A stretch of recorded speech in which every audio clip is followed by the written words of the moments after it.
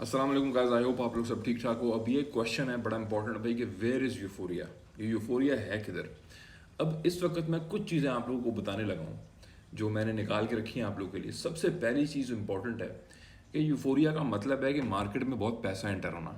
Euphoria का मतलब है मार्केट में वो फेज़ आना जहाँ पे रिटेलर बहुत बड़े फोमो के अंदर हों और मार्केट में से मेजर एग्जिट लोगों को मिल सके और मेजर एग्जिट लोग ले सकें। लेकिन यूफोरिया की साइंस क्या है? सबसे बड़ा यूफोरिया का साइन है उसके आने का, उसके होने का, या मार्केट से उसमें भी रहने का, बिग मनी का मार्केट में एंटर होना।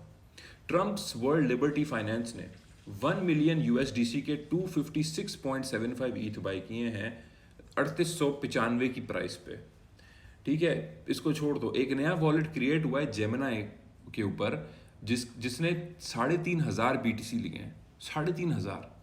ब्लैक रॉक अलोन जो बीटीसी की सप्लाई है उससे 20 टाइम्स तो अलोन ब्लैक रॉक ने बीटीसी बाई किया पिछले कुछ महीने में। तो बाकी तो मुझे और आपको और बाकी लोगों को तो छोड़ दो ना, हम लोग मार्केट में यूफोरिया लाने की हमारी औकात नहीं है, हम नहीं लाने वाले। ये आप मैच करेंगे इस बिग मनी के मूव्स को। ठीक है, एक बिटकॉइन का ओजी वॉलेट है 12 साल पुराना, उसने कल 40.52 मिलियन डॉलर बिटकॉइन के प्रॉफिट उठाए हैं और उसकी एवरेज प्राइस बिटकॉइन की पता है क्या थी? $86। $86। 1400% रिटर्न अगले ने बनाया बिटकॉइन पे। ठीक है, सोचो आप, जुलाई 29 को कल 10 बिटकॉइन ईटीएफ जो हैं उन्होंने 1163 बीटीसीज की इन्फ्लोज किए हैं। आई शेयर ने 1249 का किया है और दूसरे ने भी किया है। 9 इथीरियम के जो ईटीएफ्स हैं उन्होंने टोटल नेट फ्लो जो ईटीएफ्स का हुआ इथीरियम पे 20,290 इथीरियम्स जो हैं उन्होंने इन्फ्लो किए हैं। ये डिफरेंट कंपनीज मिल के इथीरियम का एक ईटीएफ बनाती हैं और डिफरेंट कंपनीज मिल के बीटीसी का बनाती हैं और वो खरीदते हैं। ये इंस्टीट्यूशनल बायर्स हैं, ये पहले नहीं थे 2021 में, ये 2017 में नहीं थे। उस वक्त की मार्केट में अभी का जो मोमेंट था उसको मैं बोलूँगा बुल रन इज ओवर। इस वक्त की मार्केट में मैं इसलिए नहीं कह रहा क्योंकि इस वक्त वेल्स रिटेलर पे पहले डंप करते थे, अब जब वेल्स मार्केट में डंप कर रहे हैं उनके भी बाप आ गए हैं और जो बिग वॉलेट्स हैं, ये जो इंस्टीट्यूशंस हैं, ये बाय कर रहे हैं at a record level by कर रहे हैं। आप सोचो 20,290 इथीरियम कल बाय हुए हैं। जो आई शेयर्स का ब्लैक रॉक का इन्फ्लो है सिर्फ इथीरियम का 34,800 इथीरियम, तो सिर्फ यार उसने इन्फ्लो कर लिया 34,800 इथीरियम। क्योंकि इन लोगों की कोशिश होगी कि इथीरियम के अंदर ये लोग सबसे बड़ा नोड बने ताकि इथीरियम का जो नेटवर्क है स्टेकिंग के ऊपर जो चलता है और उसके ऊपर फैसले डिसीजंस किए जाते हैं उसमें ये लोग सबसे ज़्यादा जो है इनका से हो, जिसकी वजह से इस तरह के इन्फ्लोज ये लोग कर रहे हैं। ये लोग खरीद रहे हैं, ये लोग खरीद रहे हैं। फिडेलिटी ने जो है वो इथीरियम को ऑन चेन ट्रांसफर किया। अब इंटरेस्ट रेट के ऊपर आते हैं जो आज है रेट। पावल रेट प्रॉबली नहीं काटेगा, मेजॉरिटी मार्केट का यही कंसेंसस है कि रेट कट नहीं होगा। मैं फिर भी बोलूँगा कि जब तक मीटिंग नहीं होती तब तक मैं किसी कंसेंसस को नहीं मान रहा, क्योंकि जब भी इन्होंने रेट बढ़ाए हैं या रेट काटे हैं इन्होंने हमेशा कंसेंसस के अगेंस्ट जाके एक्ट किया है। हाँ, हमेशा जब रेट पॉज रहे हैं तो कंसेंसस के ऊपर पॉज रहे हैं, लेकिन वो तो आप घड़ी भी दिन में 2 दफ़ा राइट हो जाती है ना। तो कंसेंसस भी साल में जब 6 दफ़ा होगा तो 6 दफ़ा में से 4 दफ़ा तो राइट होगा ना, यही हो रहा है। लेकिन जब रेट कटा है, कंसेंसस हमेशा रहा है कि रेट जो है वो हमारा नहीं कटेगा या रेट हमारा कम रहेगा, लेकिन रेट कटा है। असल बात जो है वो ये है कि चाहे पावल रेट काटे ना काटे, मार्केट ने असल जो बुलिश होना है या मार्केट ने जो मोमेंटम दिखाना है वो है पावल की स्पीच पे कि वो कहता क्या है। अगर वो डविश होता है, जिसका मतलब है वो थोड़ा बुलिश होता है, तो फिर मार्केट अपवर्ड रैली ले सकती है, इवन दो अगर रेट ना कटे तब भी। आप मुझे एक बात बताओ, क्या हमें रेट कटिंग मिली है पिछले महीने? नहीं मिली ना, हमें तो कोई रेट कटिंग नहीं मिली। लेकिन मार्केट 84,000 बीटीसी से 120,000 बीटीसी पे आ गई, 123,000। इथीरियम जो है वो 2,000 से 3,900 पे आ गया, एक्सआरपी $3 से ऊपर चला गया। विफ कहाँ गया, बॉन्क कहाँ गया, पेंगू कहाँ गया, कार्डानो ने पंपिंग ली है, 0.9 समथिंग में कार्डानो आया है। ये सारे ऑल्ट्स ने रैली ली है ना, लेकिन रेट तो नहीं कटा।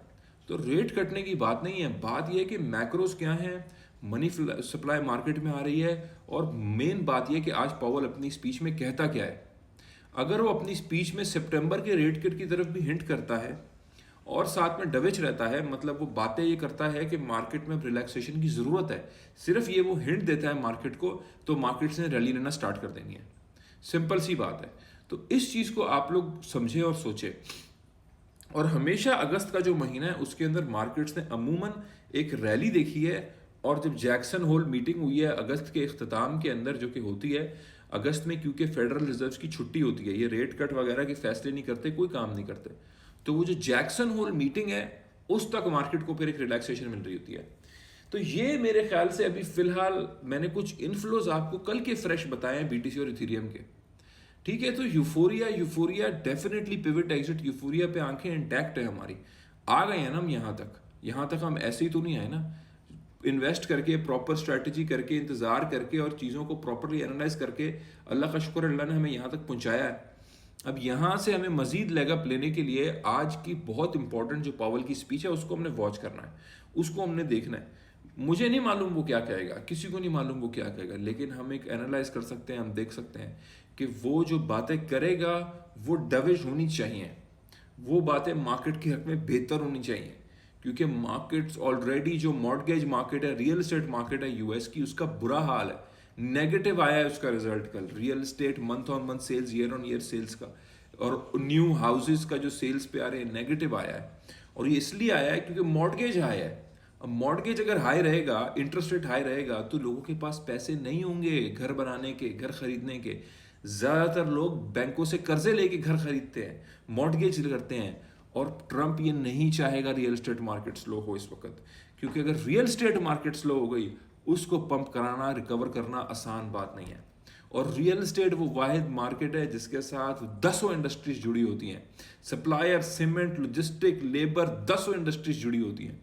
तो इस वक्त रियल एस्टेट मार्केट को बचाना या उसको एक लेग अप देना मेजर मेल्टडाउन से पहले, ये ट्रंप का प्लान होगा, ये इनका प्लान है, जिसके लिए ये बहुत ज़रूरी है कि फेडरल रिजर्व अपनी अप्रोच डविश रखे। बेशक वो इंटरेस्ट रेट का फैसला कुछ कर, अप्रोच उनकी डविश हो। तो ये आज की मीटिंग से मेरी मतवक्को हैं। मैंने आप लोगों को बयान किया है, कुछ मैंने आपको चीज़ें बताई हैं जो ऑन चेन इंस्टीट्यूशन कर रहा है, मैं नहीं खरीद रहा। ये 35,000 इथीरियम इंस्टीट्यूशन खरीद के बैठा है। इथीरियम की क्या सप्लाई है, बीटीसी की क्या सप्लाई है, ये इतना बीटीसी और इथीरियम स्कूप कर रहे हैं। जो वेल्स इस वक्त बेच रहे हैं मेरी समझ से बाहर है। जर्मनी ने भी एक टाइम बेचा था, वर्स्ट डिसीजन किया था। अभी जेनेसिस वॉलेट ने भी बेचा था 1,08,000 के ऊपर, लोगों को लग रहा था 95 आ जाएगा, कई लोग कॉल आउट कर रहे थे। कई लोग चाहते हैं कि आप लोगों के हमारे पोर्टफोलियोज नीचे जाएं।